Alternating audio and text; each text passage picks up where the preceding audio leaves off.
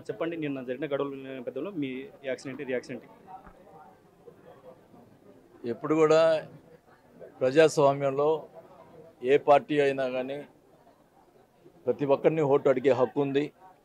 ప్రతి ఒక్కరిని కూడా అర్జించుకోవచ్చు మనం ఓటు వేయమని చెప్పి. దానికి క్రమంగా మా ఫ్యామిలీ, మా వాళ్ళు, మా కోడళ్ళు వీళ్ళందరూ కూడా ప్రచారం చేస్తుంటే గతంలో ఈ 5 సంవత్సరాల క్రితం ఏదైతే చేశారో మళ్ళా రిపీట్ చేస్తున్నారు ఈరోజు. ఆ కమ్మ సమాజానికి సంబంధించినటువంటి వ్యక్తులు ఆపి ఇష్టం వచ్చినట్టు దుర్భాషలాడటం, చెప్పుకొని విధంగా బూతులు తిట్టడం చాలా బాధాకరమైన విషయం. ఈ రకంగా చేయటం అనేది నిజంగా అప్రజాస్వామికంగా కూడా తెలియజేసుకుంటా ఉన్నాం. దానికి వంతబారుతున్నాడు ఈ దామచల జనార్దన్. మరి గతంలో 5 సంవత్సరాల క్రితం జరిగిన ఎంత ఇబ్బంది పెట్టినా కూడా నేను అధికారం వచ్చిన తర్వాత ఎవరిని కూడా సామాజిక వర్గానికి ఎవరిని కూడా ఇబ్బంది పెట్టిన దాఖలాలు లేవు. అతనే పెట్టాడు వాళ్ళు సామాజిక వర్గానికి తప్ప మేము ఒకరిని కూడా ఇబ్బంది పెట్టే దాఖలాలు లేవు. అయినా ఈరోజు ఈ రకంగా చేయటం, నన్నంటే ఆ రోజు నేను మెలకుని ఉన్నా, ఈరోజు మళ్ళీ మా ఫ్యామిలీని ఇచ్చేయటం నిజంగా అది ఎంతవరకు సమంజసమో.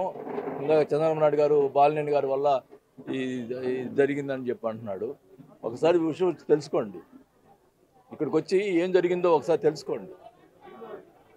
మీ ఫ్యామిలీని ఏమనంటే ఊరుకుంటారా మీరు? నేను అడుగుతా ఉన్నా.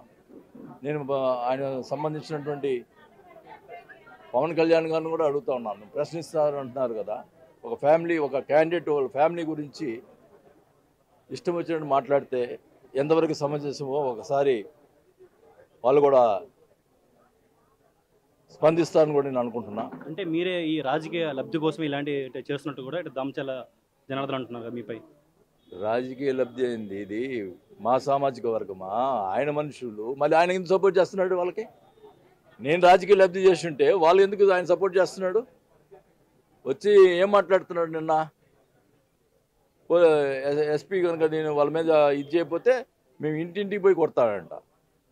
ఏంటది రెచ్చగొట్టం? ఇంటింటికి పోయి కొట్టేది ఏంది? మేము ఇక్కడంతా చేతకాలంలో ఉన్నాం అనుకుంటున్నారా?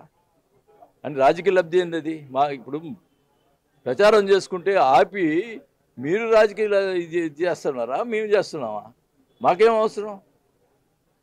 అంటే మీరు వచ్చే నేను ఒకటే అడుగుతున్నా, ఎవరినైనా కానీ ఒకటే అడుగుతున్నా, అక్కడ జరిగిన సంఘటనలో వాళ్ళ సామాజిక వర్గం పక్కన పెట్టి మిగతా వాళ్ళు, వాళ్ళ తెలుగుదేశం పార్టీ అయినా కానీ ఎవరైనా కానీ మిగతా సామాజిక వర్గంలో అక్కడ జరిగిన విషయాన్ని కనుక్కోండి. వాళ్ళని అడుగుతున్నా, ఈ చంద్రబాబు నాయుడు గారిని ఎవరినైనా అక్కడ జరిగినటువంటి పరిస్థితి ఏం జరిగిందో ఒకసారి మొత్తం కూడా మిగతా సామాజిక వర్గాల్లో అక్కడ ఉన్నటువంటి ఏ పార్టీ వాళ్ళనైనా అడగండి, ఏం జరిగిందో చెప్తారు.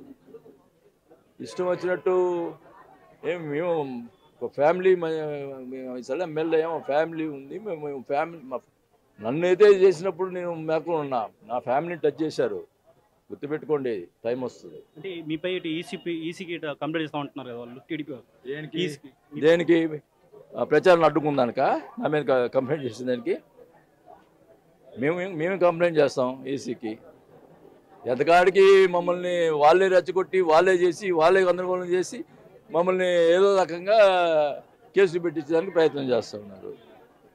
జరిగిన విషయం ప్రజలకు తెలుసు. ఇక్కడ చెప్పమనండి, అక్కడ ఎందుకు ఆ ప్రాంతంలో ఉన్న వాళ్ళని అడగమనండి, తెలిసిపోద్ది. మేము కంప్లైంట్ చేస్తాం ఈసీకి.